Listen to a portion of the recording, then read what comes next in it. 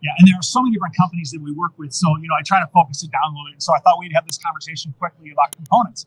And I just wanted to maybe just ask you this question. Sure. What kind of challenges are we seeing in the industry today that revolve around, components or materials or things like that? What are you seeing out there today? Well, I think if you walk 5 feet within the MRO, you'll hear the constant drumbeat of supply chain in our industry. And so within STS Component Solutions, we are providing solutions to both OEMs and customers to kind of mitigate some of those challenges, right? When you look at the post-COVID recovery, we're seeing the recovery very different by region.